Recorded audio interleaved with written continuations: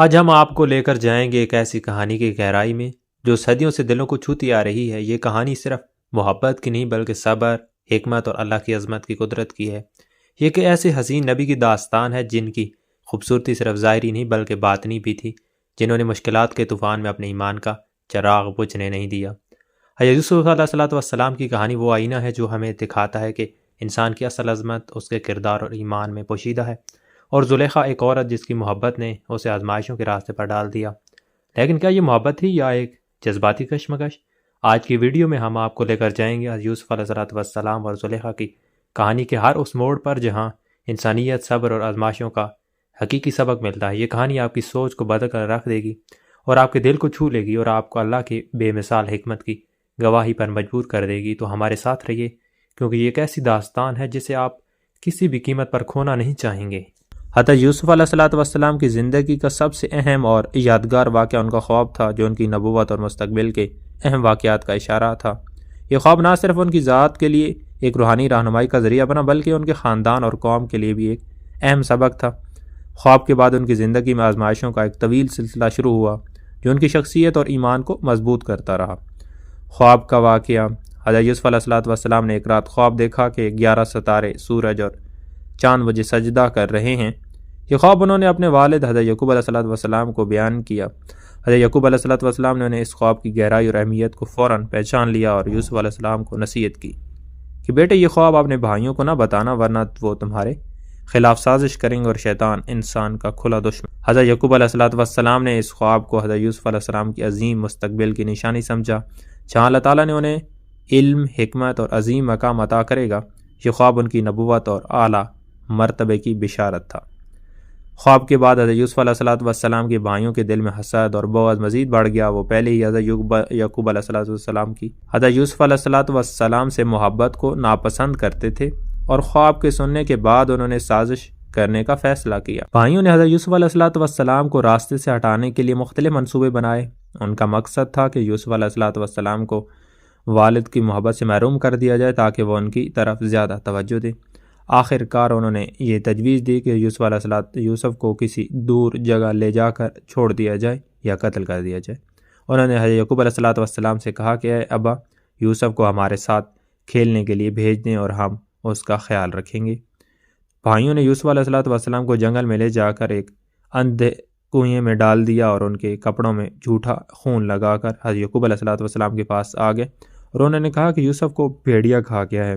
حضرت یعقوب علیہ السلام اس جھوٹ کو سمجھ گئے اور اللہ پر بھروسہ کرتے ہوئے صبر کا مظاہرہ کیا۔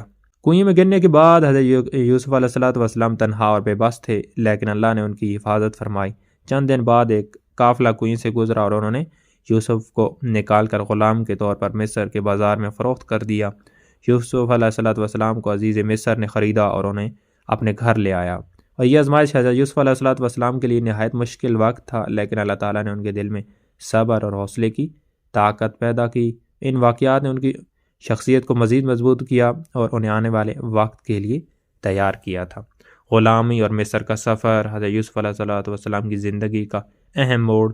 جب حضرت یوسف علیہ السلام کو بھائیوں نے کنویں میں ڈال دیا تو اللہ تعالیٰ نے آپ کی حفاظت کی اور آپ کو تسلی دی، اور ہم تمہیں اس واقعے کے بارے میں خبردار کریں گے۔ ایک دن تم اپنے بھائیوں کو ان کے اس فعل کے بارے میں بتاؤ گے جبکہ وہ نہیں جانیں گے۔ تو چند دنوں کے بعد ایک تجارتی قافلہ اس علاقے سے گزرا۔ قافلے والوں نے پانی کی تلاش میں کنویں میں ڈولا ڈالا تو حضرت یوسف علیہ السلام کو دیکھا۔ وہ حیران رہ گئے، آپ کو قیمتی مال سمجھ کر کنویں سے نکالا۔ قافلے والے حضرت یوسف علیہ السلام کو اپنے ساتھ لے گئے اور مصر کے بازار میں فروخت کے لیے پیش کر دیا۔ آپ کو بہت ہی کم قیمت پر فروخت کر دیا گیا کیونکہ خریدار نہیں جانتے تھے کہ آپ کتنے عظیم ہیں۔ حضرت یوسف علیہ السلام کو مصر کے ایک معزز اور دولت مند شخص عزیز مصر وزیر خزانہ نے خرید لیا۔ اس کا نام پوتیفار بتایا جاتا ہے۔ وہ آپ کے اپنے گھر لے گیا اور اپنی بیوی زلیخا سے کہا کہ اس کو عزت سے رکھو اور شاید یہ ہمیں فائدہ پہنچائے یا ہم اسے اپنا بیٹا بنا لیں۔ تو حضرت یوسف علیہ السلام کا غلامگی کا دور اور آپ کا کردار۔ حضرت یوسف علیہ السلام غلامی کے دور میں بھی اپنے اخلاق اور کردار کی بلندی پر رہے۔ آپ نے عزیز مصر کے گھر میں وفاداری، دیانتداری اور خدمت گزاری کا عملی مظاہرہ کیا۔ آپ کا کردار اتنا عمدہ تھا کہ ہر کوئی آپ کی تعریف کرتا تھا۔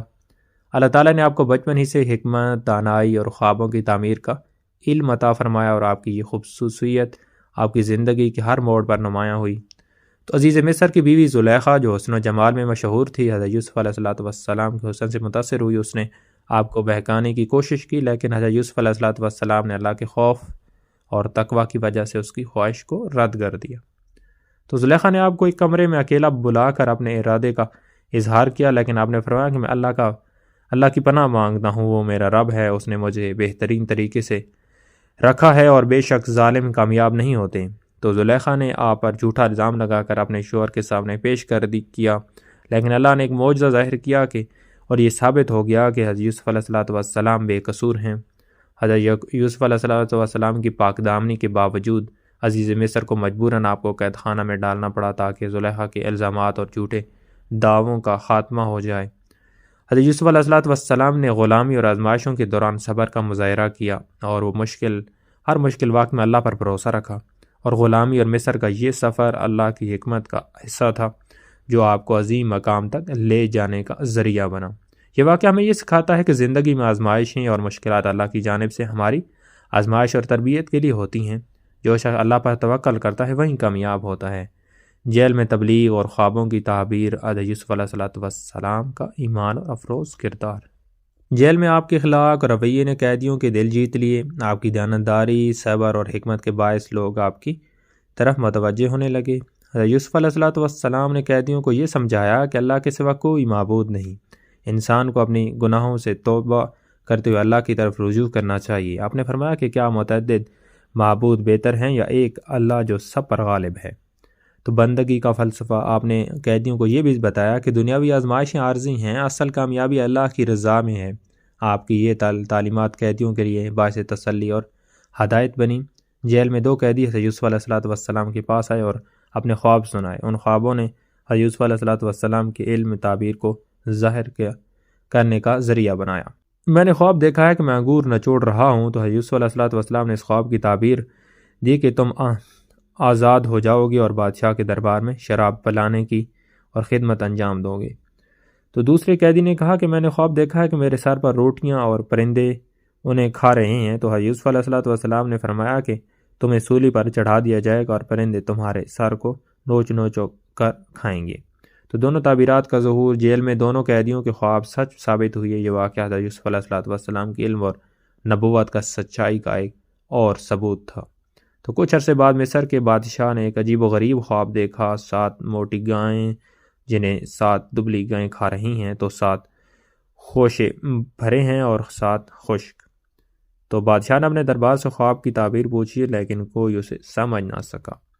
حضرت یوسف علیہ السلام کی تعبیر جیل میں موجود پہلے قیدی جو اب بادشاہ کے دربار میں تھا، حضرت یوسف علیہ السلام کا ذکر کیا۔ بادشاہ کے حکم پر حضرت یوسف علیہ السلام نے تعبیر بیان کی۔ 7 موٹی گائیں اور 7 سال کی خوشحالی، تو 7 دبلی گائیں اور 7 سال کی قحط سالی۔ تو خوشحالی کے سالہ میں اناج ذخیرہ کیا جائے گا تاکہ قحط کے سالہ میں لوگوں کی ضروریات